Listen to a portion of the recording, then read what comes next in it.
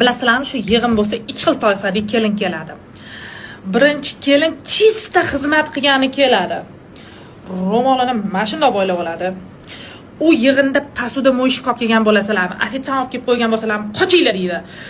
Ovqatlarni o'zi suzib tashlaydi. Tavanxonada nonlarni o'sha solib beradigan narsalarni paketlab, idishda o'g'larni yuvib, o'sha kelgan mehmonlarni qo'li ko'ksida hamma bilan ko'rishib, o'sha qolgan idishtovolarni yig'ishtirib tashlab, stollarni artib, o'sha yig'in xuddi uning yig'inidek tinmay xizmat qiladi.